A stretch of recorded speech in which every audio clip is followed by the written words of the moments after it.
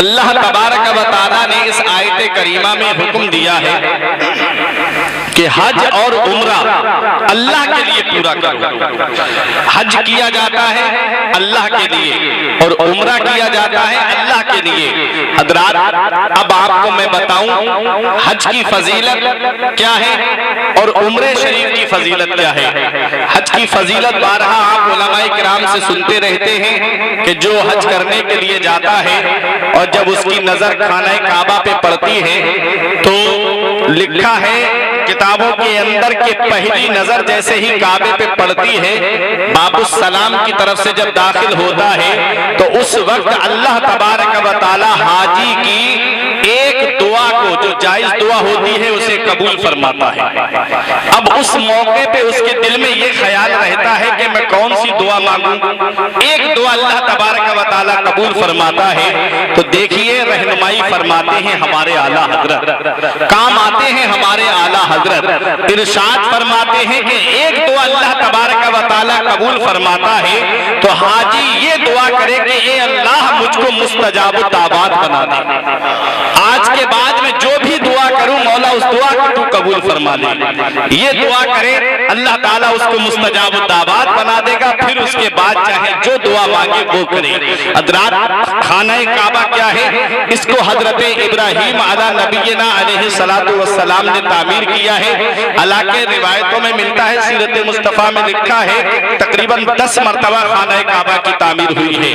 हजरात, हजरत आदम अलैहिस्सलाम से पहले काबा तामीर कर दिया गया था बैतुल मामूर के ठीक नीचे। खाना काबा जब तूफान नूह आया तो शहीद हो गया। उसकी बुनियादें जो थी वो जमीन के अंदर थी, ऊपर बज़ाहिर उसका कोई नामो निशान नहीं था। हजरत इब्राहिम अला नबीना अलैहिस्सलातु वस्सलाम ने जब अपने औलाद हजरत इस्माईल अलैहिस्सलाम को और अपनी बीबी हजरत हाजरा को जब वहां पर छोड़ा जहां पर कोई आबादी नहीं, ऐसी सरजमीन पर छोड़ा जहां पर कोई खेती नहीं, ऐसी सरजमीन पर छोड़ा जहां फल फ्रूट का कोई नामो निशान नहीं। हजरात, उस सरजमीन पे हजरत इब्राहिम अलैहिस्सलाम जब अपने बच्चे हजरत इस्माईल और हजरत हाजरा को छोड़ के आए तो वहां पर दुआ की थी, अल्लाह मैंने अपनी कुछ औलाद को बसा दिया है। रब्बना इन्नी अस्कनतु मिन ज़ुर्रियती, ए अल्लाह मैंने अपनी कुछ औलाद को बसा दिया है। कहां? बेवादिन गैर ज़ी ज़र्इन, ऐसी सरजमीन पे बसाया है कि जहां पर खेती नहीं होती है। इंदा बैतकल मुहर्रम, तेरे हुर्मत वाले घर के पास बसाया है, तेरे काबे के पास में बसाया है। हजरात, हजरत इब्राहिम अलैहिस्सलाम को दुआ करके आए थे, ए अल्लाह लोगों के दिल इनकी तरफ माइल फरमा दे और इनको फलों का रिज्क अता फरमा और इनको नमाज का पाबंद बना। ये दुआ करके हजरत इब्राहिम अलैहिस्सलाम आए थे। रिवायतें मुख्तलिफ हैं। हजरत इब्राहिम अलैहिस्सलाम अब जब मक्का मुकर्रमा की सरजमीन पे पहुंचे तो आपको हुक्म होता है इब्राहिम काबे की तामीर करो। हजरत इब्राहिम अलैहिस्सलाम काबे की तामीर करने के लिए जब खड़े होते हैं तो अर्ज करते हैं, मौला मैं कहां से काबे की तामीर करूं? तो गैब से 2 रिवायतें मिलती है। एक बिजली चमकी तो जो काबे की बुनियादें थी वो जमीन रोशन हो गई। हजरात, एक तो ये और एक रिवायत ये मिलती है कि एक मकड़ी गैब से पैदा हुई, नमूदार हुई और वो जहां जहां तक चलती जाती थी काबे की बुनियादें जो थी वो रोशन होती जाती थी। हजरत इब्राहिम अलैहिस्सलाम ने काबे की तामीर करना शुरू की। 5 पहाड़ों के पत्थर काबे की तामीर में लगे हैं। कोहे जीना का पत्थर काबे की तामीर में है, कोहे हिरा का पत्थर काबे की तामीर में है, कोहे लुबनान का पत्थर काबे की तामीर में है। हजरात गिरामी, 5 पहाड़ों के पत्थर काबे की तामीर में लगे हैं। हजरात, 5 पहाड़ों ही के पत्थर काबे की तामीर में क्यों लगे? पहाड़ तो दुनिया में बहुत हैं, बड़े बड़े ऊंचे पहाड़ हैं, बड़े बड़े आलीशान पहाड़ हैं। इन 5 पहाड़ों ही के पत्थर काबे की तामीर में क्यों लगे? तो सुनो, जब काबा तामीर हो गया परवरदिगारे आलम ने यह हुक्म दे दिया है कि काबे की तरफ रुख करके नमाज पढ़नी है। जब हम काबे की तरफ रुख करके नमाज पढ़ते हैं, हजरात काबे की तरफ रुख करके नमाज पढ़ते हैं। मेरे आका जब मेराज को तशरीफ ले गए 50 वक्त की नमाज का तोहफा मिला। 5 वक्त की नमाज रह गई, 50 वक्त की नमाज को 45 वक्त को माफ कर दिया गया। परवरदिगारे आलम ने फरमाया, ला तब्दील ले कलिमातिल्लाह, अल्लाह का फरमान बदलता नहीं है। महबूब आपका जो भी उम्मती ये 5 वक्त की नमाज पढ़ेगा मैं उसे 50 वक्त का सवाब अता फरमाऊंगा। रात 5 वक्त की नमाज का तोहफा लेके मेरे आका आए हैं मरम्मत के लिए काबे की तामीर में 5 पहाड़ों के पत्थर लगे हैं। इससे ये पता चलता है कि मेरे आका का जो भी उम्मती काबे की तरफ रुख करके नमाज पढ़ेगा, अल्लाह तबारक व तआला उसको 5 पहाड़ों के बराबर सवाब अता फरमाएगा। सुभान। तो ये काबे की तामीर, काबा की तामीर बढ़ती जा रही है। इब्राहिम अलैहिस्सलाम ने एक पत्थर पे कदम रखा था जिसे मकामे इब्राहिम कहते हैं। आज भी वो पत्थर है। जो हज करने जाते हैं या उम्रा करने जाते हैं उस पत्थर की जियारत करते हैं। रब फरमाता है वत्तखिज़ु मिन मकाम इब्राहिम मुसल्ला, इब्राहिम के खड़े होने की जगह को मुसल्ला बनाओ, वहां खड़े होकर के 2 रकअत नमाज पढ़ी जाती है। जो हज करके आए हैं या उम्रा करके आए हैं वो जानते हैं मकाम इब्राहिम वो पत्थर क्या था। आज हमारे यहाँ जब मकान की तामीर होती है तो हमको पड़ बांधनी पड़ती है या संदरी वगैरह लेके आते हैं, उस पे बैठते हैं, तब ऊपर की बुनियाद ऊपर चुनाई को बढ़ाते हैं या ईंटों को ऊपर बढ़ाते हैं। लेकिन वो पत्थर कैसा पत्थर था, इब्राहिम अलैहिस्सलाम को जितनी जरूरत होती पत्थर ऊपर बढ़ता चला जाता। जब काबा तामीर हो गया, परवरदिगार आलम ने हुक्म दिया इब्राहिम लोगों में ऐलान कर दो कि अब इसके तवाफ के लिए आओ, ऐलान कर दो कि अब इसके तवाफ के लिए आओ। इब्राहिम अलैहिस्सलाम ने अर्ज किया मौला मेरी आवाज कहाँ तक जाएगी, ये ऊंची ऊंची पहाड़ियां हैं, थोड़ी दूरी तक आवाज पहुंच जाएगी, मक्के में पहुंच जाएगी मेरी आवाज, मौला मैं पूरी दुनिया में आवाज कैसे पहुंचा पाऊंगा। इब्राहिम अलैहिस्सलाम को हुक्म दिया मेरे रब ने, इब्राहिम आवाज लगाना तुम्हारा काम है, पहुंचाना हमारा काम है। आप उसी पत्थर पे खड़े हुए मकाम इब्राहिम पे पत्थर बुलंद होता चला गया, यहाँ तक के पहाड़ की मिस्ल हो गया। आपने ऐलान लगा, आवाज लगाई, ए लोगों अल्लाह के घर के लिए आओ, घर के तवाफ के लिए आओ, हज के लिए आओ। इब्राहिम अलैहिस्सलाम ने जब ये आवाज लगाई थी, परवरदिगार आलम ने उनकी आवाज को पूरी दुनिया में पहुंचा दिया। मुफस्सिरीन किराम फरमाते हैं कि जो माँ की सुल्ब में थे वो माँ की सुल्ब से लब्बैक अल्लाहुम्मा लब्बैक की सदाएं लगा रहे थे, जो माँ के रहम में थे वो माँ के रहम से आवाजें लगा रहे थे। जिसने एक मर्तबा लब्बैक कहा वो एक मर्तबा हज करने के लिए जाएगा, जिसने 2 मर्तबा लब्बैक कहा वो 2 मर्तबा हज करने के लिए जाएगा, जिसने 3 मर्तबा लब्बैक कहा वो 3 मर्तबा हज करने के लिए जाएगा। हज़रात गिरामी, हम बताना ये चाहते हैं कि इब्राहिम अलैहिस्सलाम की आवाज को परवरदिगार आलम ने पूरी दुनिया में पहुंचा दिया है, और जिसने उनकी आवाज पर लब्बैक कहा है वो हज करने के लिए मक्का मुकर्रमा जाएंगे, वो खाना काबा की जियारत के लिए मक्का मुकर्रमा तशरीफ ले जाएंगे। जब हाजी काबे का तवाफ करता है और जब मीज़ाब रहमत के पास में पहुंचता है, ये मीज़ाब रहमत क्या है, ये सोने का परनाला है जो जिसका रुख जो है वो गुंबदे खजरा की तरफ है। जब हाजी मीज़ाब रहमत के करीब पहुंचता है, हज़रात जिसको मेरा इमाम कहता है ज़ेरे मीज़ाब मिले खूब करम के छींटे, अब्र रहमत का यहाँ रोज बरसना देखो। फरमाते हाजियों आओ शहंशाह का रोजा देखो, काबा तो देख चुके अब काबे का काबा देखो।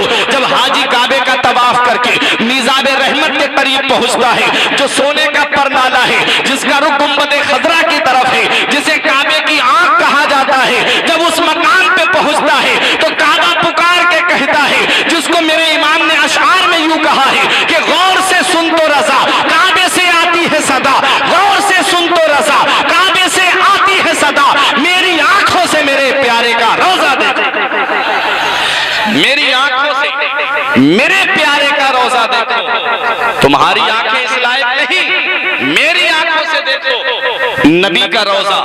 मैं पहले बुतों का घर था, उस नबी की आमद हुई, मुझे बुतों से छुटकारा मिला। मेरी आंखों से देखो, मेरी आंखों से मेरे प्यारे का रोजा देखो। हज़रात तो पता चला हज होता है मक्के में और कबूल होता है मदीने में। हज होता है मक्के में और कबूल होता है मदीने शरीफ की सरजमीन पर। और मदीने का क्या अदब है, मदीने का क्या मकाम है। हज़रात मदीने वाले मुस्तफ़ा ने फरमाया है, मन ज़ारा कब्री वजबत लहू शफाअती, जिसने मेरी कब्र अनवर की जियारत की उस पर मेरी शफाअत वाजिब हो गई। और मेरे आका फरमाते हैं, जिसने मेरी कब्र की जियारत मेरी वफात के बाद में की, मेरे दुनिया ज़ाहिरी से तशरीफ ले जाने के बाद में की, कान्ना का जारी मेरे आका फरमाते हैं गोया कि उसने मेरी हयात में मेरी जियारत की। सुभान अल्लाह, ये मदीने वाले मुस्तफा का फरमाने आलीशान है कि जिसने मेरे दुनिया ज़ाहिरी से तशरीफ ले जाने के बाद भी मेरी कब्र की जियारत कर ली तो उसने मेरी हयात में मेरी जियारत करनी है। अल्लाह अकबर, ये मदीने का क्या मकाम है। मदीने वाले मुस्तफा ने फरमाया है, मदीने शरीफ की अजमत को बयान करते हुए आका फरमाते हैं मदीने की मिट्टी में शिफा है। हजरात गज़वाए तबूक के मौके पे जब सहाबाए किराम वापस आ रहे थे तो गर्द गुबार घोड़े की टापों की वजह से उड़ रहा था, तो एक सहाबी ने मुंह पे कपड़ा रख लिया तो आका ने इरशाद फरमाया ये कपड़ा हटाओ, मदीने की मिट्टी में शिफा है। इसी को अल्लामा हसन कहते हैं, न हो आराम जिस बीमार को सारे जमाने से, न हो आराम जिस बीमार को सारे जमाने से, उठा ले जाए थोड़ी खाक उनके आस्ताने से। तो मदीने की मिट्टी में शिफा है। और आका हुजूर सल्लल्लाहु अलैहि वसल्लम ने जब हिजरत की मदीना शरीफ तशरीफ लाए, उस वक्त मदीने का नाम मदीना नहीं था बल्कि यसरिब था। यसरिब के माना आते बीमारियों का घर।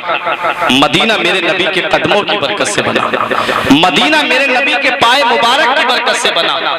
हजरत अबू बकर सिद्दीक और हजरत बिलाल हबशी को बुखार आ, हजरत आयशा सिद्दीका कहती है मैं गई उनकी अयादत के लिए अपने वालिद की, तो मैंने पूछा क्या हाल है, तो आप मक्के को याद कर रहे थे, आप मक्के को याद कर रहे थे और आपका इरादा यह था कि काश हम मक्के वापस चले जाते। बिलाल हबशी भी मक्के को याद कर रहे थे। आका को पता चला तो मेरे आका ने हाथ उठा के दुआ की। वो मेरे नबी के दस्ते मुबारक, मेरा इमाम कहता है कि इजाबत का सेहरा इनायत का जोड़ा, दुल्हन बन के निकली दुआए मोहम्मद। इजाबत ने झुककर गले से लगाया बड़ी नाज से जब दुआए मोहम्मद। जब मेरे आका ने दुआ के लिए दस्ते मुबारक को उठाया और दुआ की, अल्लाह मक्के को इब्राहिम खलीलुल्लाह ने आबाद किया है, मौला मक्के में तूने एक हिस्सा बरकत दी है, हमारे मदीने में 2 हिस्सा बरकत अता फरमा। ये दुआ की मेरे आका ने। और मदीने शरीफ के अंदर जो बीमारी फैली रहती थी, आका की दुआ की बरकत से वो बीमारी दूर हो गई। और मदीना का नाम बदल, यसरिब का नाम बदल के मेरे आका ने तैयबा रख दिया। सुभान अल्लाह। आला हजरत फरमाते हैं अब कोई मदीने को यसरिब ना कहे ये जायज नहीं, क्योंकि आका ने बदल दिया है उसका नाम, आका ने तैयबा रख दिया है, अब कोई उसका नाम यसरिब ना ले।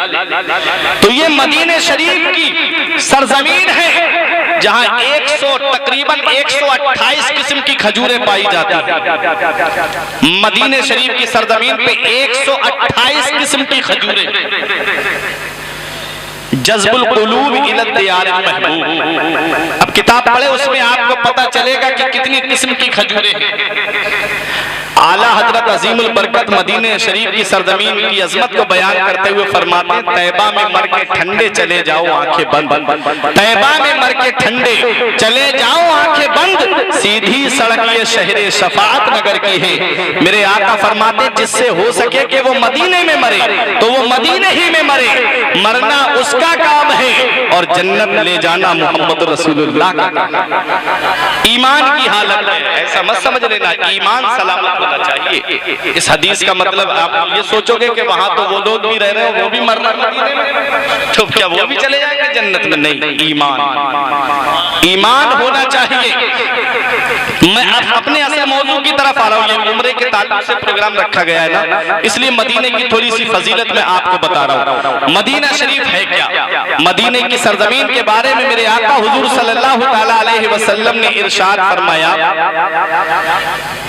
कि जिससे हो सके कि वो मदीने में मरे तो वो मदीने ही में मरे, क्योंकि जो मदीने में मरेगा मैं उसकी शफाअत करूंगा। इमाम मालिक रजी अल्लाह ताला ने बहुत थोड़ा सा खाना खाते थे, बहुत थोड़ा खाना, मुख्तसर सा खाना खाते।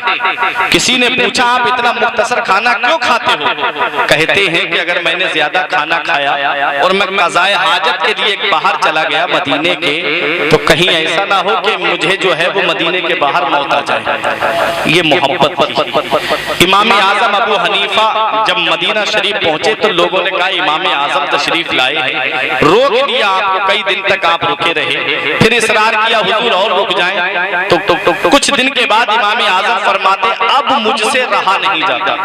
अल्लाह अकबर। लोग हैरत में पड़ गए, ये मदीने की सरजमीन है और यहाँ पर इमाम आजम ये फरमा रहे हैं कि मुझसे रहा नहीं जाता, मतलब समझ में नहीं आया।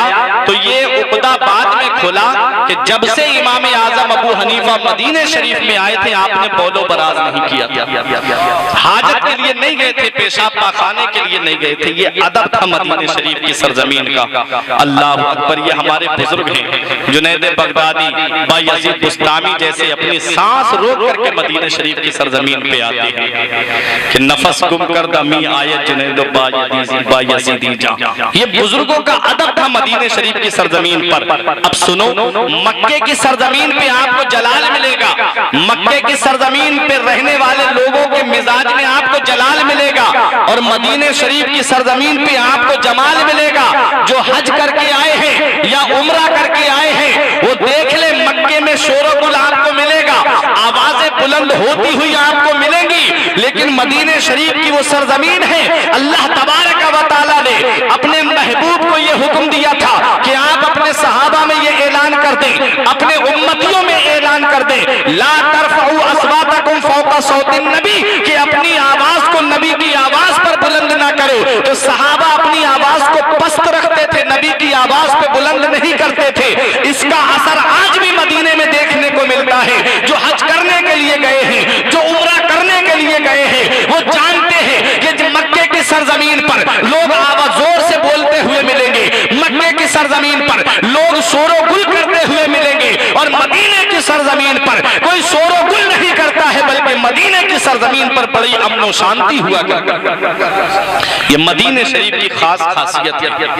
तो मदीने शरीफ की सरजमीन, अल्लाह अकबर। अपने वक्त के इमाम उस बारगाह में जाते हैं तो बड़े अदब के साथ में चलते हैं, और मेरे इमाम की मोहब्बत ना पूछो, इमाम इसको मोहब्बत की मोहब्बत ना पूछो, आला हजरत की मोहब्बत ना पूछो। देखिए आप हजरात थोड़ा थोड़ा आगे को आ जाएंगे, जो कुर्सियां खाली पड़ी हुई हैं, जो शख्सियत का हम और आप काफी देर से इंतजार कर रहे थे, वो शख्सियत मिंबर नूर में तशरीफ फरमा हो चुकी है। आप तमामी हजरात करीब में आ जाएं।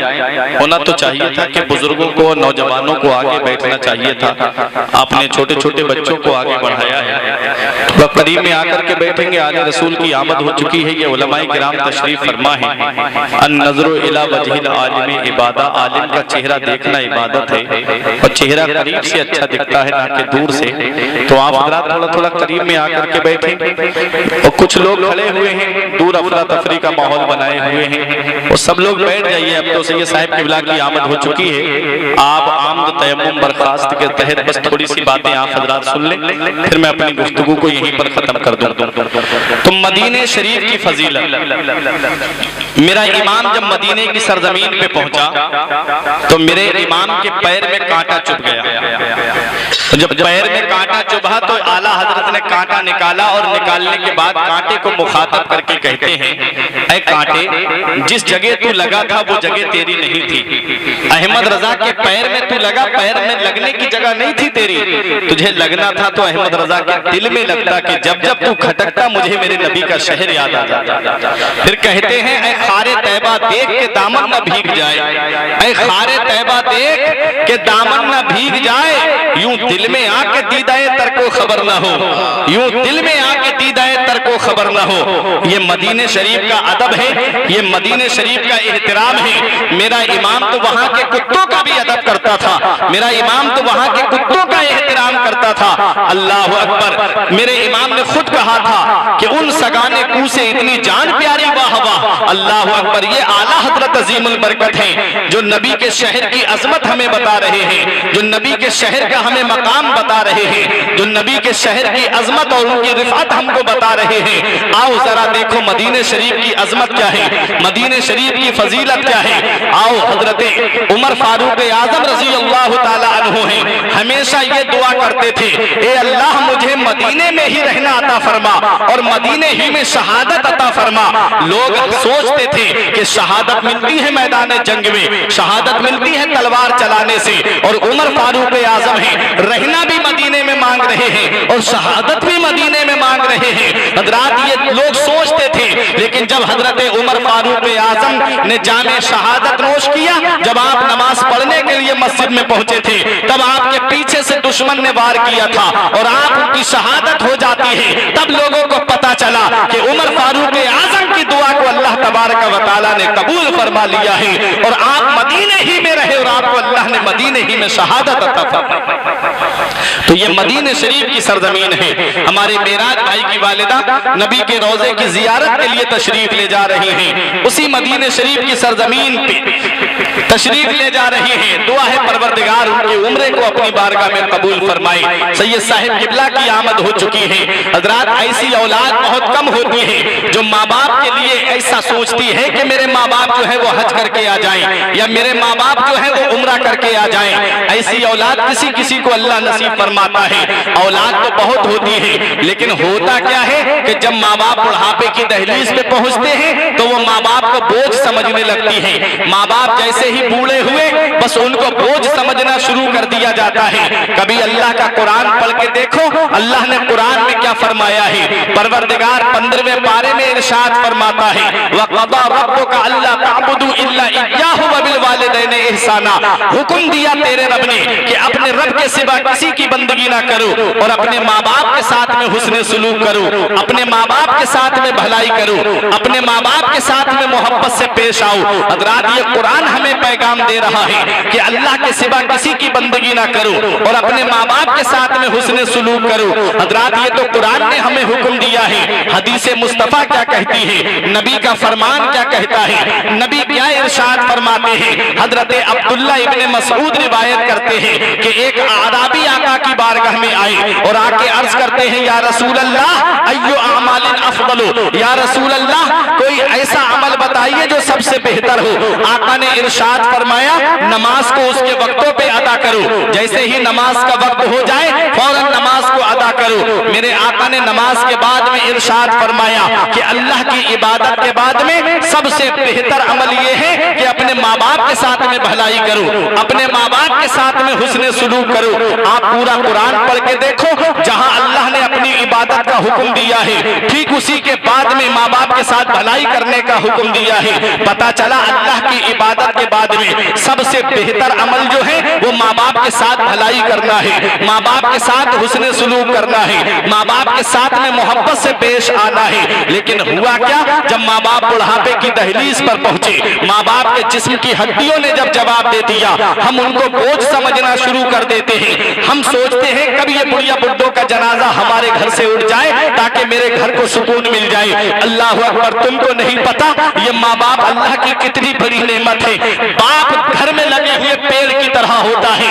उलमाए किराम ने फरमाया है, बाप घर में लगे हुए शजर की तरह है, पेड़ की तरह है। पेड़ क्या करता है, जब शिद्दत की गर्मी पड़ती है, जब शिद्दत की हवा चलती है, जब लू के गरम गरम थपेड़े होठ को खुश्क कर देते हैं, जब चेहरे को जो है चेहरे की रंगत को उड़ा देते हैं, जब गरम गरम लू के थपेड़े इंसान के जिस्म की रंगत को उड़ा देते हैं, उस वक्त सबसे बेहतर साया, सबसे मुनासिब साया, सबसे अच्छा साया जो शिद्दत की धूप से बचाता है, जो शिद्दत की गर्मी से बचाता है, वो दरख्त का साया माना जाता है, वो पेड़ का साया माना जाता है। मेरे उलमाए किराम ने फरमाया है कि बाप घर में लगे हुए पेड़ की तरह है जो धूप में जलता रहता है लेकिन अपनी औलाद को साया देता है, अपनी औलाद को छांव देता है। कभी कभी सोच लिया करो मेरे नौजवानों, ये बाप जो बुढ़ापे की दहलीज पे पहुंचा है, ये बाप हमारा पहले ऐसा न था। आज जिसके हाथ की हड्डियां कमजोर हो गई हैं, मेरे बाप के जिस्म की हड्डियां पहले कमजोर नहीं थी, आज ये मेरा बाप ऐसा क्यों है। मैंने अपने अब्बा से पूछा था, अब्बा आपके हाथों की लकीरें तो मिट गई, मेरे हाथ की लकीरें नजर आ रही हैं, आपके हाथ की लकीरें कहाँ चली गई। तो अब्बा ने एक ही जवाब दिया था, बेटा तुम्हारी तकदीर बनाते बनाते हमारे हाथ की लकीरें मिट गई, तुम्हारी किस्मत संवारते संवारते हमारे हाथों की लकीरें मिट गई। बाप क्या नहीं करता है अपनी औलाद के लिए, एक बाप क्या नहीं करता है अपने बेटे के लिए, एक बाप क्या नहीं करता है अपने नूरे नजर के लिए। कभी बचपन को देख लिया करो जाकर के अपने, क्या तुम्हारे बाप ने कैसी कुर्बानियां दी है तुम्हारे लिए।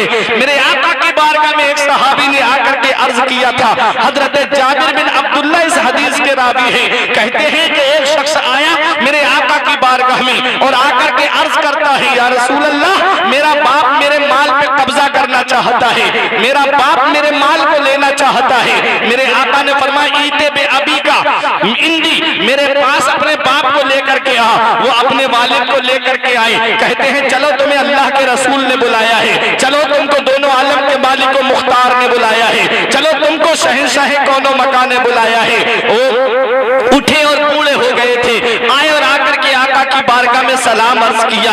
आका ने उनके सलाम का जवाब दिया। आका ने इरशाद फरमाया, तुम अपने बेटे के माल पे कब्जा करना चाहते हो? तो सहाबी की आंखों में आंसू आ गए। अर्ज करते ही, या रसूल अल्लाह, आप इससे पूछिए क्या मैं अपने खर्चे के लिए पैसे लेता हूँ? आप इनसे पूछे क्या मैं अपने घर वालों के खर्च के लिए पैसे लेता हूँ? नहीं आका, मैं इसके रिश्तेदारों के खर्च की वजह से पैसे लेता हूँ। या रसूल अल्लाह, आप मुझे बताइए, जब ये छोटा सा था तो मैं इसके सारे खर्चे पूरे करता था, सारे अखराजात इसके पूरे करता था। आज मैं जब बुढ़ापे की दहलीज पे पहुंच गया हूँ, आज अगर मैं इससे कोई पैसा लेता हूँ खर्च के लिए तो ये मुझे देने से इनकार करता है। मदीने वाले मुस्तफा की बारगाह में हजरत जिब्राईल अलैहिस्सलाम हाजिर होते हैं और आकर के अर्ज करते हैं, आपका अल्लाह आपको सलाम फरमाता है और अल्लाह इरशाद फरमाता है, अभी इस बूढ़े ने अपने दिल के अंदर कुछ अशार कहे हैं जो इसकी जुबान पे नहीं आए हैं, आका वो सुनिएगा। तो मेरे आका ने इरशाद फरमाया, क्या तुमने अभी दिल में कुछ अशार कहे हैं अरबी में? तो वो कहते हैं, हाँ या रसूल अल्लाह, या रसूल अल्लाह, अल्लाह तबारक व तआला ने आपको गैब की खबरें देने के लिए दुनिया में भेजा है। या रसूल अल्लाह, वो सिर्फ मेरे दिल में आए थे, मेरी जुबान पे अभी तक नहीं आए। अल्लाह अकबर। वो अशार क्या है, उनका तर्जुमा मैं आपको बताता हूं। वो अशार ये थे, वो दिल ही दिल में कह रहे थे, जब ये मेरा बेटा बचपन में था तो मैंने इसके लिए पैसे कमाने के लिए रातों दिन एक कर दिए। जब इसको बुखार आया तो मैंने अपनी नींद को हराम कर दिया इसकी खातिर, पूरी रात बैठ बैठ के जागता रहा मैं इसके सराहने। तो अंदर ही अंदर कह रहे थे, आज मेरी औलाद ने क्या दिन मुझे दिखाया है। अल्लाह अकबर। ये बाप है, जब बाप का दिल टूटता है तो अल्लाह नाराज हो जाता है, जब बाप का दिल टूटता है तो रसूलुल्लाह नाराज हो जाते हैं। आका फरमाते, रिज़ाउल वालिद रिज़ाउल्लाह, वालिद की रजा में अल्लाह की रजा है, बाप की रजा में अल्लाह की रजा है और बाप की नाराजगी में अल्लाह की नाराजगी है। ऐ दुनिया वालों, अगर तुम चाहते हो कि तुम्हारा रब तुमसे राजी हो जाए, तुम्हारे रसूल तुमसे राजी हो जाए, तो अपने घर का जायजा ले लो। अगर तुम्हारे माँ बाप तुमसे राजी है तो अल्लाह राजी है, उसका रसूल राजी है, और अगर माँ बाप राजी नहीं है तो ना अल्लाह राजी है ना उसका रसूल राजी है। कभी इन बुजुर्गों को देख लिया करो, आज जिस बूढ़े की खांसी तुम्हें अच्छी नहीं लगती, आज जिस बूढ़े की चारपाई तुम्हें अच्छी नहीं लगती, एक दिन आएगा जिस दिन ये चारपाई तेरे घर से उड़ जाएगी, एक दिन आएगा जिस दिन ये बूढ़े का जनाजा तेरे घर से उड़ जाएगा। उस दिन तू घर के अंदर सुकून ढूंढता फिरेगा तो तुझे सुकून नहीं मिलेगा। उस दिन तू अपने घर के अंदर ये आवाजें तलाश करता हुआ फिरेगा, तब तुझे ये आवाज नजर नहीं आएगी। नेमत का मामला ज़वाले नेमत के बाद में नजर आता है कि कितनी बड़ी नेमत को हमने खो दिया है। आज ये मोबाइल मेरे पास है, मैं इसकी कदर नहीं करता, यही मोबाइल गिर जाए तो मैं इसकी कदर की खातिर जो है, इसकी खातिर जो है मैं परेशान फिरता हूँ। ये माँ बाप कितनी बड़ी नेमत है, जब तक हयात रहते हम इनकी कदर नहीं जानते, जब तक ये जिंदा रहते हम इनका मर्तबा नहीं पहचानते, और जिस दिन ये साए सर से उड़ जाते हैं फिर उसके बाद हम तलाश करते फिरते मेरे बाप की आवाज मुझे नजर आ जाती। एक बार मेरी माँ मुझे आवाज दे के पुकार देती, हम सोचते हैं काश मेरे माँ बाप मुझसे एक बार बात कर लेते। जब तक वो जिंदा रहे बेटा नाराजगी पे नाराजगी दिखाता रहा, जब तक वो हयात रहे बाप से बात नहीं करता, माँ से बात नहीं करता। जब उनकी चारपाई घर से उठ गई तो रोता हुआ फिर रहा है। याद रखो वक्त पर काफी है कतरा आवे खुश हंगाम का, जल गया जब खेत बरसा में हो तो किस काम का। तुमने देखा नहीं जो माँ को सताता है, जो बाप को सताता है, अल्लाह उसके नेक अमाल अपनी बारगाह में कबूल नहीं फरमाता। जो माँ को सताता है, अल्लाह उसके हज को कबूल नहीं फरमाता। जो माँ को सताता है, अल्लाह उसके रोजों को कबूल नहीं फरमाता। जो माँ को सताता है, अल्लाह उसके नेक अमाल को अपनी बारगाह में कबूल नहीं फरमाता है। तुमने देखा नहीं मोहम्मद इब्ने हारून का मामला, जो बल्ख का रहने वाला था। आज मेरी कौम के नौजवानों, एक पैगाम लेकर के जाओ इस जलसे से। सैयद साहिब किबला की मौजूदगी में, इन उलमाए किराम की मौजूदगी में एक बहुत अहम पैगाम तुमको देकर के जाना चाहता हूँ कि आओ जरा मोहम्मद इब्ने हारून का मामला देखो, जो अपने वक्त का नमाजी भी है, जो नेक काम भी करता है, जो नेक और स्वाले आदमी है। उसकी दोस्ती जो थी वो नेकों से नहीं थी, वो उसकी दोस्ती बुरे लोगों से थी। इतना याद रखो, मौला अली शेर खुदा फरमाते हैं, सोहबत का असर होता जरूर है। नेकों की सोहबत में बैठोगे तो नेक बन जाओगे, बुरों की सोहबत में बैठोगे तो बुरे बन जाओगे। और मौलाना रूम फरमाते हैं, सोहबत तालिहा तुरा ताले कुनद, सोहबत स्वालिहा तुरा स्वाले कुनद। नेकों की सोहबत में बैठोगे तो नेक बन जाओगे, बुरों की सोहबत में बैठोगे तो बुरे बन जाओगे। हज़रात गिरामी, ये नेक हम सोचते हैं कि मेरा बेटा उनके साथ जा रहा है, मेरा बेटा उनके साथ जा रहा है, उसके अंदर अदाएं नहीं आएंगी उनकी। लेकिन इतना याद रखना, माँ बाप के ऊपर ये हक है औलाद का कि वो अपनी औलाद की परवरिश करे और ये देखे कि मेरा बेटा कहाँ बैठता है और कहाँ उठता है। हमने अपनी औलाद को तालीम कौन सी दी है, हमने अपनी औलाद को दर्स कौन सा दिया है, हमने अपनी औलाद को सबक कौन सा दिया है। जहाँ माँ बाप के हक है औलाद के ऊपर, वही औलाद के भी हक है माँ बाप के ऊपर। और औलाद के क्या हक है माँ बाप के ऊपर, हदीस पाक की रोशनी में सुन लो। मदीने वाले मुस्तफा फरमाते हैं, अद्दिबू औलादकुम अला सलासे खिसाल। आका इरशाद फरमाते हैं, अपनी औलाद को 3 बातें सिखाओ। कितनी बातें सिखाओ अपनी औलाद को? 3 बातें सिखाओ। मदीने वाले मुस्तफा ने फरमाया, अपनी औलाद को 3 बातें सिखाओ। हुब्बे नबीयकुम, अपने नबी की मोहब्बत सिखाओ, उनके दिल में नबी की मोहब्बत डाल दो, उनके दिल में नबी का प्यार डाल दो, उनके दिल में नबी का इश्क डाल दो। हज़रात, नबी की मोहब्बत दिल में कैसे पैदा होगी? क्या बचपन में मोबाइल हमने दे दिया, वो बचपन में गाने सुन रहे हैं, क्या इससे नबी की मोहब्बत दिल में पैदा होगी? वो कार्टून देख रहे हैं, क्या इससे नबी की मोहब्बत दिल में पैदा होगी? वो बचपन में गेम खेल रहे हैं, क्या गेम खेलने से नबी की मोहब्बत पैदा होगी? हमने अपने बच्चों को मोबाइल दे दिया है, बच्चे मोबाइल देख रहे हैं, जैसा मोबाइल की स्क्रीन पे हो रहा है, बच्चे उसी तरीके की अदाओं को अपनाते हुए नजर आते हैं। याद रखो, बच्चे का जहन सादा कागज की तरह होता है, बच्चे का जहन खाली बोतल की तरह होता है। चाहो तो सादा कागज के ऊपर हिंदी इंग्लिश में कुछ लिख दो, चाहो तो उसके ऊपर अरबी के जुमले लिख दो, चाहो तो उसके ऊपर गाने लिख दो, चाहो तो उसके ऊपर नाते लिख दो। मतलब क्या है? मतलब ये है, खाली बोतल का जो हाल होता है, चाहो तो उसमें शराब डाल दो, चाहो तो उसमें दूध डाल दो, चाहो तो उसमें पानी डाल दो। हज़रात गिरामी, बच्चे का जहन भी खाली कागज, सादा कागज की तरह होता है, खाली बोतल की तरह होता है। अगर बचपन में तुम उन्हें कलमा सिखाओगे तो बच्चे कलमा पढ़ते हुए नजर आएंगे। अगर बचपन में तुम उन्हें गाने सिखाओगे तो बच्चे गाने गाते हुए नजर आएंगे। इसलिए ऐ दुनिया वालों, कहीं ऐसा ना हो कि जो इमाम गजाली ने फरमाया है कि कयामत के दिन औलाद अपने बाप को खींच के रब की बारगाह में लेके आएगी और ये कहेगी, मेरे मौला, मेरा बाप मुझे भूखा रखता ये गवारा था, मेरा बाप मुझे नंगा रखता ये मेरे लिए गवारा था, इसने मुझे जाहिल रखा है, इसने मुझे दीन की तालीम नहीं दी, इसने मुझे शरीयत की तालीम नहीं दी, इसने मुझे मजहब की तालीम नहीं दी है, इसलिए मैं तन्हा जहन्नम में नहीं जाऊंगा, अपने बाप को जहन्नम में लेकर के जाऊंगा। कहीं ऐसा ना हो दुनिया वालों, ये औलाद जहन्नम में जाने का जरिया बन जाए। इसलिए इस दुनिया के अंदर अपनी औलाद को दीनी तालीम दे करके जाओ, अपनी औलाद को मदरसों का रुख कराओ, अपनी औलाद को कुरान की तालीम दो, अपनी औलाद को हदीस की तालीम दो, अपनी औलाद को जो है वो हदीस और कुरान की तालीम दो।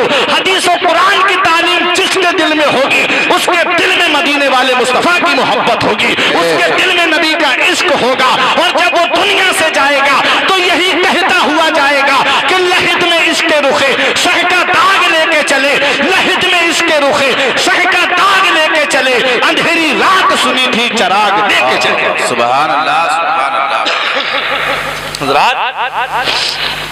तो अपनी औलाद को 3 बातें सिखाओ, आका ने फरमाया।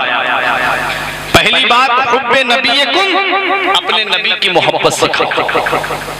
नबी की मोहब्बत कैसे पैदा होती है? नबी पे ज्यादा से ज्यादा दुरूद शरीफ पढ़ने से, कुरान की तिलावत करने से और अच्छी आवाज में नाते पाक सुनने से नबी की मोहब्बत पैदा होती है। दूसरी बात आका ने फरमाई, हुब्बे अहले बैत, मेरे अहले बैत की मोहब्बत सिखाओ। अब मोहब्बत से बोलो सुभान अल्लाह। क्या फरमाया नबी ने? मेरे अहले बैत की मोहब्बत सिखाओ।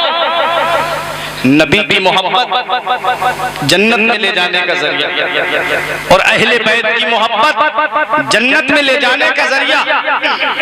और आला हजरत ने तो ऐसी तारीफ की कि तेरी नस्ल पाक में है बच्चा बच्चा नूर का, तेरी नस्ल पाक में है बच्चा बच्चा नूर का, तू है आईने नूर तेरा सब घराना नूर का। तो ऐसी तारीफ की है सादात की, ऐसी तारीफ की है सैयदों की कि आज तक कोई ना ऐसी कर सका है अब तक, और ना आगे कोई उम्मीद है जो ऐसी तारीफ करे सैयदों की कि तेरी नस्ल पाक में है बच्चा बच्चा नूर का, तू है आईने नूर तेरा सब घराना नूर का। सिर्फ नबी को नूर वाला ही नहीं कहा है, बल्कि फरमाया कि या रसूल अल्लाह, आपकी नस्ल में जितने भी दुनिया में सादात इकराम आएंगे वो सब नूर वाले हैं। जिसके दिल में होगी उसे इनाम क्या मिलेगा, उसे मकाम क्या मिलेगा, उसे मर्तबा क्या मिलेगा। अब एक भाई भी खामोश नहीं रहेगा। मैं ऐसी हदीस पढ़ने के लिए जा रहा हूँ। ये हदीस खतीब बगदादी की रिवायत है। आप देखो आका फरमाते हैं, राई तो लैलता उसरिया भी अला बाबिल जन्नत मकतूबा ला इलाहा इल्लल्लाह मुहम्मदुर रसूलुल्लाह। आका इरशाद फरमाते हैं, जब मैं मेराज को तशरीफ ले गया, कहां मेराज को तशरीफ ले गया, मेरे आका फरमाते जब मैं जन्नत के दरवाजे पे पहुंचा, मेरे आका फरमाते राई तो लैलता उसरिया भी अला बाबिल जन्नत मकतूबा, तो जन्नत के दरवाजे पे मैंने कुछ लिखा हुआ देखा। सहाबा अर्ज करते हैं, या रसूल अल्लाह, हमारे माँ बाप आपकी अजमत पे कुर्बान हो, आका आपने क्या लिखा हुआ देखा है? आका इरशाद फरमाते हैं, लिखा हुआ था ला इलाहा इल्लल्लाह मुहम्मदुर रसूलुल्लाह, कलमा शरीफ लिखा हुआ है, अल्लाह का नाम लिखा हुआ है और मेरा नाम लिखा हुआ है। मेरे आका फरमाते आगे सुनो, आका ने फरमाया लिखा हुआ है अलीयुन हिब्बुल्लाह व फातिमतु खियारतुल्लाह अल हसन वल हुसैन सिफ़तुल्लाह व अला बाग़िदिहिम लानतुल्लाह। आका इरशाद फरमाते हैं, जन्नत के दरवाजे पे लिखा हुआ है अली अल्लाह का महबूब है, सुभान अल्लाह, अली अल्लाह का महबूब है, फातिमा अल्लाह की पसंदीदा बंदी है, हसन और हुसैन अल्लाह के पसंदीदा बंदे हैं। और जो इनसे दुश्मनी रखता है, जो इनसे नफरत रखता है, जो इनसे बुग़्ज़ रखता है, उसके ऊपर अल्लाह की लानत है। पता चला है प्यारे मुसलमानों, जन्नत के दरवाजे पर मेरे नबी का नाम लिखा है, जन्नत के दरवाजे पर मौला अली का नाम लिखा हुआ है। मैं अल्लामा असलम खां कादरी के मकान पर जाऊं, घर पे लिखा है असलम मंजिल, मैं तब तक घर में दाखिल नहीं हो सकता जब तक अल्लामा असलम की इजाजत नहीं होगी। मैं कारी इसराइल के मकान पर जाऊं, इनके मकान पे लिखा है इसराइल मंजिल, मैं तब तक घर में दाखिल नहीं हो सकता जब तक इसराइल साहब की इजाजत नहीं होगी। मैं मेराज भाई के मकान पर आऊं, घर पे लिखा है मेराज मंजिल, मैं तब तक घर के अंदर दाखिल नहीं हो सकता जब तक मेराज भाई की इजाजत नहीं होगी। अब मुझे बताओ प्यारे मुसलमानों, गाज़ी पाक का फैजान लूटने वालों, जन्नत के दरवाजे पर किसका नाम लिखा हुआ है? जन्नत के दरवाजे पर मेरे नबी का नाम लिखा है, जन्नत के दरवाजे पर मौला अली का नाम लिखा है, जन्नत के दरवाजे पर हजरत फातिमा का नाम लिखा है, जन्नत के दरवाजे पर इमाम हसन का नाम लिखा है, जन्नत के दरवाजे पर इमाम हुसैन का नाम लिखा है। जब तक पंजतन इजाजत नहीं देंगे किसी का बाप भी जन्नत में दाखिल नहीं हो सकता। नारे तकबीर, नारे रिसालत, खानवादे मुस्तफा, फैजाने अशरफिया, फैजाने सरकारे गाजी पाक, नारे तकबीर, सुभान अल्लाह, सुभान अल्लाह व अला बाग़िदिहिम लानतुल्लाह। और जो इनसे नफरत रखता है, जो इनसे बुग़्ज़ रखता है, उस पे अल्लाह की लानत। अब अल्लामा हसन का शेर सुनो, बाग जन्नत के हैं बहरे मदहा खाने अहले बैत, बाग जन्नत के हैं बहरे मदहा खाने अहले बैत, तुमको मुजदा नार का दुश्मनाने अहले बैत, बे इजाजत जिनके घर में जिब्राइल आते नहीं, कद्र वाले जानते हैं कद्रो शाने अहले बैत। और फरमाते हैं कि उनकी पाकी का खुदाए पाक करता है बयां, आया ततहीर से जाहिर है शाने अहले बैत। हज़रात को नबी फरमाते हैं हुब्बे अहले बैती, मेरे अहले बैत की मोहब्बत उनके दिल में डाल दो, मेरे अहले बैत का प्यार उनके दिल में डाल दो। नबी की मोहब्बत जहन्नम से बचाती है, अहले बैत की मोहब्बत जहन्नम से बचाती है, जन्नत में ले जाने का जरिया है। और तीसरी बात जो मेरे आका ने इरशाद फरमाई, उस पे अमल कर लेना, दुनिया भी सवर जाएगी और आपकी आखिरत भी सवर जाएगी।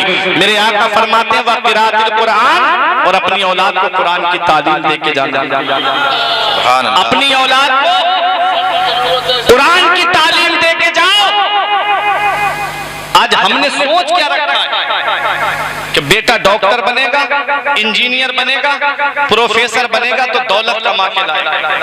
हाँ मैं मानता हूँ पैसा मिलेगा, दौलत कमाएगा, लेकिन वो ताज तुम्हें नहीं दिला सकता जो एक आलिम दीन और एक हाफिज कुरान के माँ बाप को अल्लाह क़यामत में अता फरमाएगा। ये दुनिया कितने दिन की है? चंद दिन की दुनिया है।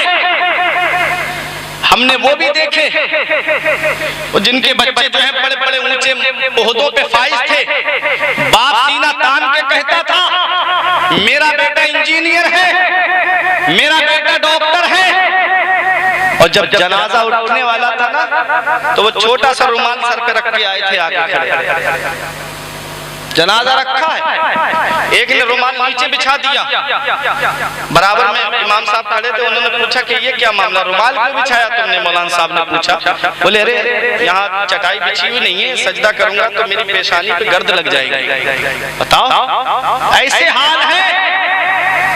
वो जो चारपाई में लेटा है सीना तान के कहता था प्रोफेसर का बाप हूँ, डॉक्टर का बाप हूँ, अब उसकी चीखें कोई नहीं सुनता, वो वहां से लेट के कह रहा है अरे जालिम, मैंने तुझे दुनियावी तालीम ना दी होती बल्कि कुरान सिखाया होता, नबी की शरीयत का इल्म दिया होता, तो आज तू पीछे खड़ा नहीं होता बल्कि मुसल्ले पे खड़े होकर मेरे जनाजे की नमाज पढ़ता।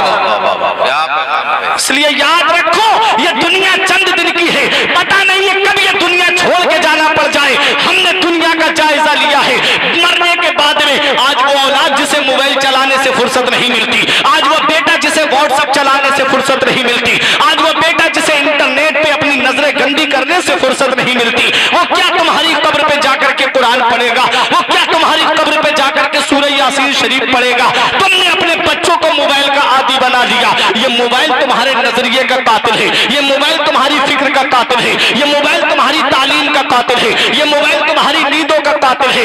12-12 बजे तक 2-2 बजे तक मोबाइल चलाने वाली ये कौम, इससे क्या उम्मीद रख सकते हो? ये तुम्हारी कब्र पे जाकर कुरान पढ़ेगी, ये तुम्हारी कब्र पे जाकर के कुरान की तिलावत करेगी। आज जिस औलाद को बराबर में बाप बैठा है, बराबर में बेटा बैठा हुआ है, घंटों गुजर जाते हैं लेकिन बेटे को बाप से बात करने तक की तौफीक नहीं होती, बस मोबाइल में लगा हुआ है, उससे क्या उम्मीद की जाए कि वो कब्र पे मेरी जाकर के कुरान पढ़ेगा? इसलिए ऐ मेरे प्यारे मुसलमानों, मरने से पहले मरने की तैयारी कर लो, मूतू कब्ल अन तमूतू, मरने से पहले मरने की तैयारी कर लो। अपने बच्चों को इस हाल में छोड़ करके जाना, अपनी औलाद को इस हाल में छोड़ करके जाना, अपनी औलाद को ऐसी तालीम दे करके जाना कि जब जनाजा उठे तो वो बंटवारे की लड़ाई न करे बल्कि कुरान सरहाने बैठ करके पढ़ करके ईसाले सवाब करते हुए नजर आए। उन्हें कुरान की तालीम दो, उन्हें शरीयत की तालीम दो, उन्हें दीन की तालीम दो, उन्हें मजहब की तालीम दो। जब सीने में कुरान होगा उनके तो वो सरहाने बैठ करके कुरान की तिलावत करेंगे और कब्रिस्तान में जाकर के सूरह यासीन की तिलावत करेंगे। और नबी ने फरमाया है मन दखलल मकाबिरा फकरा सूरत यासीन खफ़फ़ल्लाहु अन्हुम। आका फरमाते हैं जो कब्रिस्तान जाए और एक मर्तबा सूरह यासीन शरीफ पढ़ दे तो अल्लाह तबारक व तआला कब्रिस्तान के मुर्दों के अजाब में कमी कर देता है और पढ़ने वाले को तादाद के बराबर सवाब अता फरमाता है। सुभान अल्लाह। ये कौन पढ़ेगा? जिन्हें स्कूल का रुख कराया आपने, जिन्हें कॉलेजों का रुख कराया आपने, क्या वो तुम्हारी कब्र पे जाके कुरान पढ़ेंगे? या जिनको तुमने आलिम और हाफिज बनने के लिए मदरसे में छोड़ा है वो तुम्हारे लिए कुरान पढ़ के ईसाले? आज मदरसे वीरान हो गए, आज मस्जिदें वीरान, हमने हर घर को सिनेमा हॉल बना दिया। कब तक ये दुनिया में रहना लिए हम इस दुनिया में आए हैं। आज तो ऐसी ऐसी बीमारियां चल रही है, मौत का पता ही नहीं चलता। पहले तो आदमी महीनों बीमार पड़ा रहता था बिस्तर पे, तब कहीं आदमी आस छोड़ता था, उम्मीद छोड़ता था। आज तो इधर ऐसी तकलीफ। अच्छा, हमसे बात करके गए, सुबह को खबर आ गई कि मौलाना साहब इंतकाल हो गया, अचानक से अटैक पड़ा और इंतकाल हो गया। इतनी बीमारियां हैं, पूरे पूरे गोदाम बीमारियों का लिए हम घूम रहे हैं। आज कोई ओरिजिनल चीज नहीं हमारे दौर में, हर चीज में मिलावट। लेकिन क्या हुआ, मरने से पहले हमने तैयारी नहीं की। इल्मी साहब ने फरमाया, जुमे में जो खुतबा पढ़ा जाता है ना, कभी उसकी उर्दू पढ़ के देखना। फरमाते पढ़ के तू कुरान को अब जमा कर ले कुछ सवाब, पढ़ के तू कुरान को अब जमा कर ले कुछ सवाब, कब्र पर फिर कौन आए फातिहा के वास्ते। काम वो कर ले प्यारे जिसके 22 कब्र में बागे रिजवा से खुले खिड़की हवा के वास्ते, और काम दोज़ख के किए जन्नत का है उम्मीदवार। कसरे जन्नत तो बना है पारसा के वास्ते, कसरे जन्नत तो बना है पारसा के वास्ते। इसलिए मेरे आका हुजूर सल्लल्लाहु अलैहि वसल्लम का ये फरमान अपने दिल पे लिख लो। आका फरमाते हैं अद्दिबू औलादकुम अला सलासे खिसाल, अपनी औलाद को 3 बातें सिखाओ। हुब्बे नबीकुम, अपने नबी की मोहब्बत सिखाओ। हुब्बे अहले बैती, मेरे अहले बैत की मोहब्बत उनके दिल में डाल दो। व क़िराअतिल कुरान, और कुरान की तालीम अपनी औलाद को सिखाओ। कुरान की तालीम कहाँ मिलेगी? मदरसों में कुरान की तालीम मिलेगी। कुरान की तालीम आलिम के पास मिलेगी, कुरान की तालीम हाफिज के पास में मिलेगी। पहले कुरान की तालीम दे दो, फिर उसके बाद चाहे डॉक्टर बनाओ, चाहे इंजीनियर बनाओ, चाहे प्रोफेसर बनाओ, चाहे मास्टर बनाओ, कुछ भी बनाओ। जब कुरान की तालीम उसके दिल में होगी, हदीस की तालीम उसके दिल में होगी, तो वो कोई नाजायज काम करता हुआ नजर नहीं आएगा, बल्कि अल्लाह और उसके रसूल से डरता हुआ नजर आएगा। फिर वो इलाज भी ईमानदारी से करेगा, फिर लोगों की मदद भी जो है वो सच्चे अब ईमानदारी के साथ में करेगा। तो कुरान की तालीम दो अपनी औलाद को, हदीस की तालीम दो। आज एक छोटी सी बात मैं बता के गुजर जाऊं, अगर वक्त ज्यादा हो तो माजरत चाहता हूं। आज रसूल मेरे लिए दुआ करेंगे। देखिए, आज हम आलिम और हाफिज क्यों नहीं बनाना चाहते, इसकी वजह भी तो है। क्यों नहीं आज मदरसों में हम क्यों नहीं भेज रहे? बड़े अमीरों के बच्चे मदरसे में नहीं मिलेंगे, आप गरीबों के बच्चे मदरसे में मिलेंगे। क्यों? इस पे कभी गौर किया? ये सोचते हैं ना, बच्चा आलिम बन गया, हाफिज बन गया तो क्या करेगा?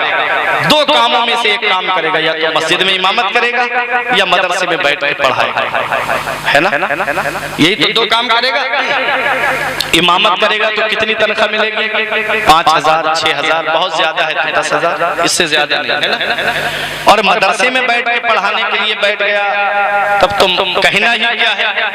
अगर कोई कमेटी का मदरसा है, बस्ती बड़ी है, तब तो कुछ कह नहीं सकते, वरना तो मदरसों का हाल ऐसा हो गया, चंदा करके ले आओ और पढ़ा लो, है ना? ले आओ चंदा करके और पढ़ा लो, अपनी तनख्वाह अपने आप निकाल लो। कब तक भीख मांगे दरवाजे दरवाजे जाके? सोचा जी, तनख्वाह कर लेके आ जाओ अपनी, पढ़ा लो। बताओ, ये हाल हो गया आज मदरसों का। अगर हालात आप देखें तो सही, जरा मदरसे आज हमारे वीरान क्यों होते जा रहे हैं? बच्चा आलिम बन गया, हाफिज बन गया, क्या करेगा? 5-6 हजार रुपए की तनख्वाह। हम सोचते हैं कि मेरे बच्चे की जॉब लगे, अगर प्राइवेट भी जॉब होना तो कम से कम 25,000 से स्टार्टिंग होना चाहिए, 25,000 से शुरुआत होना चाहिए। उसकी नौकरी लग रही है, जॉब लग रही है, और अगर उससे ऊपर तो जाए लेकिन नीचे ना आए। क्यों? क्योंकि बच्चा 25,000 से कम की नौकरी करेगा तो कैसे घर वालों का पेट पालेगा, कैसे घर के खर्चे चलाएगा? इतनी महंगाई बढ़ गई है। अब तो आटा भी 36 रुपए किलो पहुंच गया। आज का अखबार देखिए आप, 36 रुपए किलो आटा। आप सोचे तो सही कितनी महंगाई बढ़ती जा रही है। कभी इस चीज पे आपने गौर किया? तेल जो है वो 200 रुपए के करीब है किलो। आप सोचे इतनी महंगाई बढ़ गई है, इतनी महंगाई में हम अपने बारे में तो सोच रहे हैं कि हमारे बच्चे को जॉब मिले, तनख्वाह उसकी 25,000 से कम ना हो, लेकिन कभी मस्जिद के इमाम के बारे में हमने सोचा? कभी मदरसे के आलिम के बारे में हमने सोचा? क्या उसके बीबी बच्चे नहीं है? क्या उसके घर वाले नहीं है? क्या उसके माँ बाप नहीं है? क्या उसके अजीज व अकारिब नहीं है? क्या वो यतीम है जो तुम्हारे यहाँ पर रह रहा है? उसके भी बीबी बच्चे हैं, उसके भी घर वाले फोन करते बेटा आज बिल भरना है, उसके भी घर वाले फोन करके कहते बेटा आज लाइट बिल देना है, आज पानी का इतना बिल हो गया वो भी देना है, टंकी का जो पानी आता है। उसके भी घर वाले उसको फोन करते, वो कहता है हाँ अभी तनख्वाह नहीं मिली है, मिलेगी तो आपको पहुंचा दूंगा। उसके भी खर्चे हैं, कभी उनकी भी सिसकियां देख लिया करो, कभी उनका भी रोना देख लिया करो। यही वजह है कि आज जो मुसलमान चारों तरफ से परेशान नजर आ रहा है। इसने अपने असलाफ को रुलाना शुरू कर दिया है। इन्होंने अपने आलिमों की ताजीम करना बंद कर दी है। इन्होंने अपने आलिमों को सताना शुरू कर दिया है। इन्होंने अपने हाफिजों की ताजीम और तौकीर करना बंद कर दी है। इन्होंने अपने असलाफ का अदब करना बंद कर दिया है।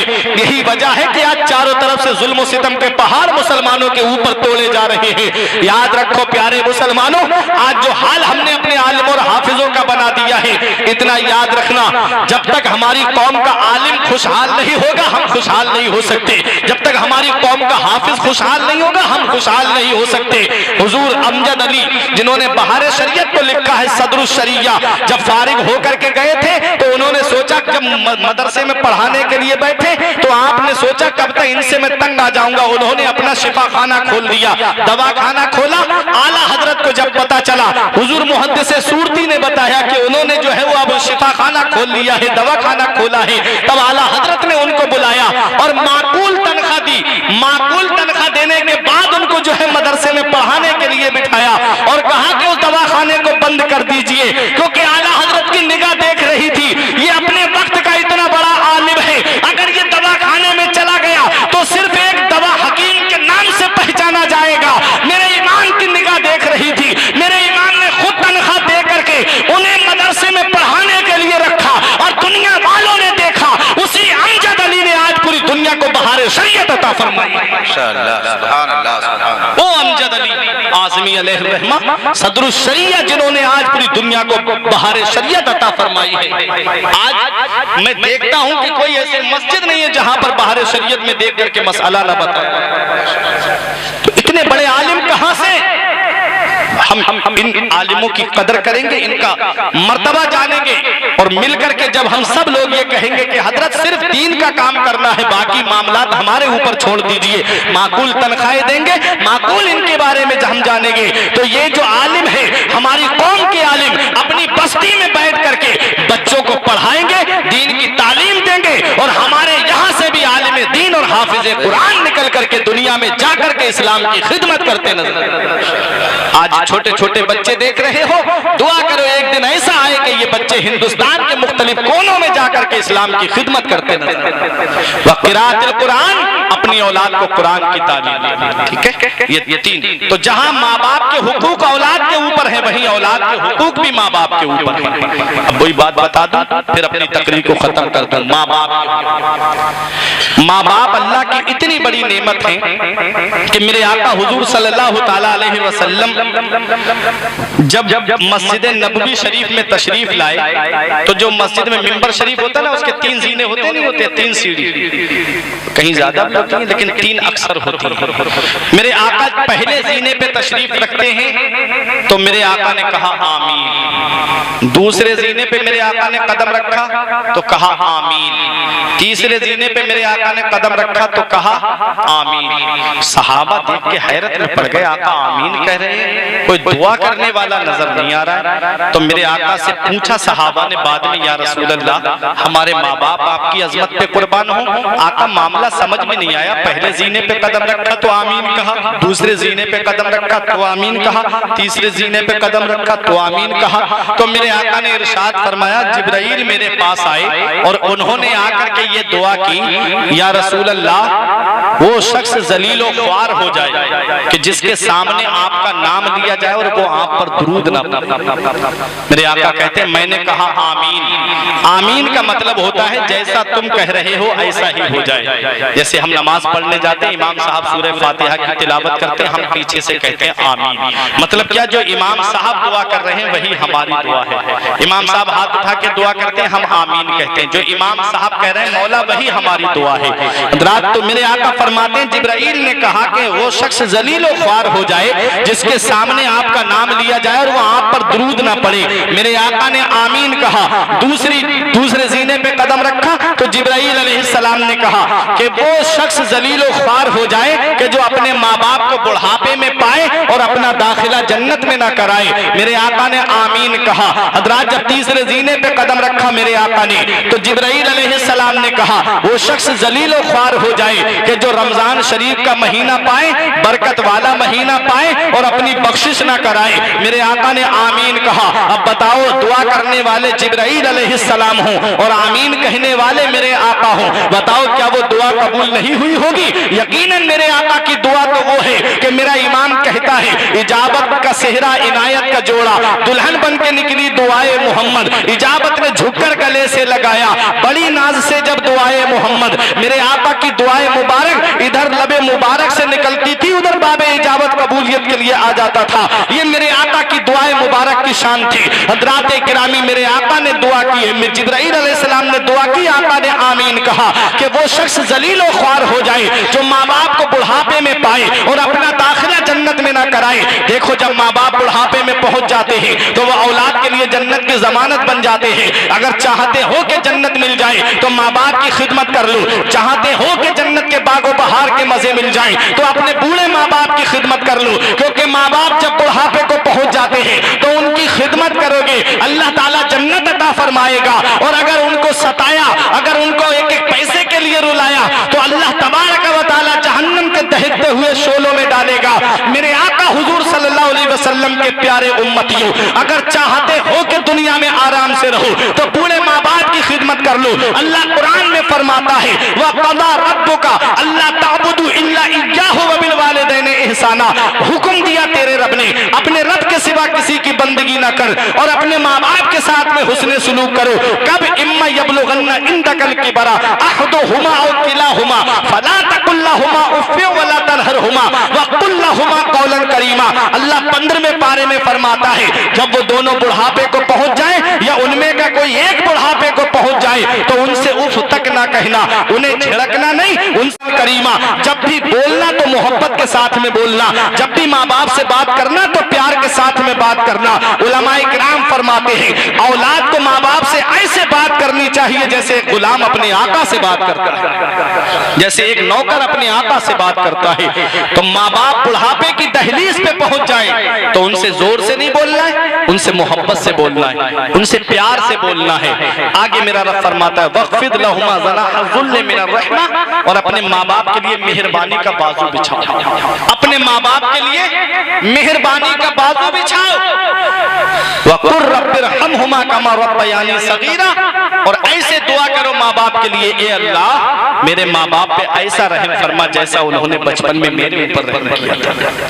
ये दुआ करो, ए अल्लाह मेरे माँ बाप पे ऐसा रहम फरमा जैसा उन्होंने बचपन में मेरे ऊपर रहम किया था। आज माँ बाप बुढ़ापे को पहुंच गए, हम उनकी कुर्बानियां भूल गए, हमने उनकी कुर्बानियों को फरामोश कर दिया।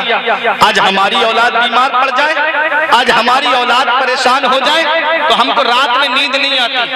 अभी कुछ दिनों की बात है कि मेरे बेटे को बुखार आ गया, मैं पूरी रात बैठ के जागता रहा, पूरी रात बैठा रहा, मेरी बीबी अलग बैठ के जागती रही। मैंने कहा आप सो जाओ, वो बोली आप सो जाओ। मैंने कहा बच्चे की तबीयत ठीक नहीं, नींद नहीं आ रही है।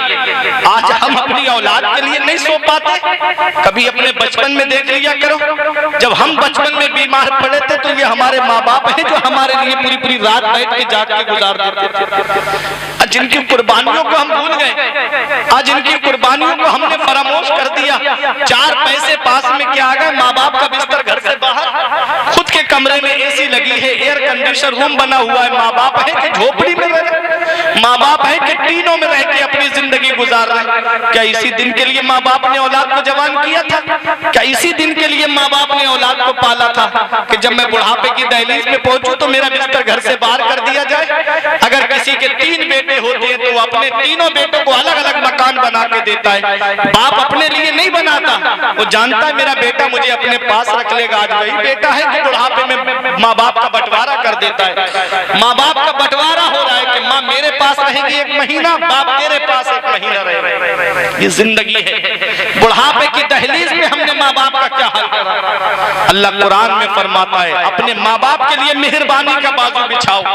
माँ बाप नाराज हैं तो उलमा फरमाते हैं पैर पकड़ के भी राजी करना पड़े तो माँ बाप को राजी कर लो। माँ बाप दुनिया से नाराज चले गए तो इतना याद रखना, मेरा इमाम कहता है उनको रहम आए तो आए, वरना वो कड़ी मार है क्या होना है। छुप के लोगों से किए जिसके गुनाह, वो खबरदार है क्या होना है। हाय बिगड़ी तो कहाँ आकर नाव, ऐन मझधार है क्या होना है। दूर जाना है रहा दिन थोड़ा, मत पे क्या मार है क्या होना है। कल तो दीदार का दिन है और यहाँ आंख बेकार है क्या होना है। ये दुनिया चंद दिन की, हमेशा नहीं रहना है। मौलाना रूम ने फरमाया पहली मोहब्बत माँ बाप की है जो दुनिया में बदला मांगती है। अगर तुमने अपने माँ बाप के साथ भलाई की तो तुम्हारी औलाद तुम्हारे साथ भलाई करेगी। अगर तुमने अपने माँ बाप के साथ भलाई नहीं की तो ये उम्मीद मत रखना कि बुढ़ापे में तेरी औलाद तेरा सहारा बन जाएगी। बुढ़ापा क्या, जवानी क्या, ये बचपन बांट लेते हैं। न होकर दिल में गुंजाइश तो आंगन बांट लेते हैं। नहीं मंजूर हिस्से में किसी बेटे को अपनी माँ, मगर आपस में बूढ़ी माँ के कंगन बांट लेते हैं। नहीं मंजूर हिस्से में किसी बेटे को अपनी माँ, मगर आपस में बूढ़ी माँ के कंगन बांट लेते हैं। और नेमत के वक्त वो कोई उजरत नहीं मांगी, दुनिया से कभी हस्बे जरूरत नहीं मांगी। ये माँ का जिगर है कि लहू अपना पिलाकर बेटे से कभी दूध की कीमत नहीं मांगी। ये माँ का जिगर है कि लहू अपना पिलाकर बेटे से कभी दूध की कीमत नहीं मांगी। और धूप कैसी भी हो साया नहीं खोने देता, धूप कैसी भी हो साया नहीं खोने देता, राह कैसी भी हो बेबस नहीं होने देता। बेच के अपना लहू चाहे वो रोटी लाए, बाप औलाद को भूखा नहीं सोने देता। बेच के अपना लहू चाहे वो रोटी लाए, बाप औलाद को भूखा नहीं सोने देता। वक्त ठुकरा देगा एक दिन मेरी सारी ये कुर्बानियां, दामने उम्मीद में फकत नाकामियां रह जाएंगी। शादियों के बाद बेटे तो अलग हो जाएंगे, बाप के हाथों में फकत बैसाखियां रह जाएंगी। इसलिए याद रखो प्यारे मुसलमानों, माँ बाप अल्लाह की बहुत बड़ी नेमत है। इसका पता तब चलता है जब ये साए हमारे सर से उठ जाते हैं। फिर चिराग लेके भी ढूंढते फिरोगे ना, तब भी माँ बाप जैसे प्यार करने वाली शख्सियत नहीं मिलेगी। हर चीज में मिलावट है, तेल में मिलावट, आटे में मिलावट, चावल में मिलावट, सब्जी में मिलावट, हर चीज में मिलावट है। दुनिया में वाहिद मोहब्बत माँ बाप की ऐसी है जिसमें कोई मिलावट नहीं है। जो अपनी औलाद से सच्ची मोहब्बत करते हैं, जो हमेशा अपनी औलाद का भला चाहते हैं, तो माँ बाप की खिदमत कर लो। ये हमारे मेराज भाई अपनी वालिदा को उम्रे के लिए भेज रहे हैं। अल्लाह तबारक व तआला इनको भी सलामत रखे और वालिदा की उम्र में इनकी खूब खूब बरकतें अता फरमाए। उनके तमाम अरकान को सही तरीके से अदा करने की तौफीक अता फरमाए। और हम जिनके माँ बाप जिंदा हैं उनकी उम्रों में बरकतें अता फरमाए। जिनके माँ बाप दुनिया से चले गए हैं मौला उनकी मग़फ़िरत फरमाए, जन्नतुल फिरदौस में आला से आला मकाम अता फरमाए। ये जिंदगी सवारिए दिलशाद कीजिए, लम्हात जिंदगी के ना बर्बाद कीजिए। जब मकसद हयात इबादत खुदा की है, पढ़िए नमाज, मस्जिदें आबाद कीजिए। सभी के सामने एक दिन जरूर आता है। ये हुस्न फानी है लेकिन गुरूर आता है। किसी क्रीम से पाउडर से कुछ नहीं होता, नमाज पढ़ने से चेहरे पे नूर आता है। परवरदिगार आलम की बारगाह में दुआ है, मेरे कुछ अर्ज करने में सबकत लिसानी की वजह से या बतकाज़ा बशरियत कोई गलती हो गई हो तो मौला मुझे माफ फरमाए। अस्तगफिरुल्लाह रब्बी मिन कुल्ले ज़ंबि व अतूबु इलैहि। कलमा तैयब पढ़ने मिलके ला इलाहा इल्लल्लाह मुहम्मदुर रसूलुल्लाह सल्लल्लाहु अलैहि वसल्लम। रही कली तो फूल खिलेंगे, जिंदगी बाकी रही फिर मिलेंगे। अस्सलाम।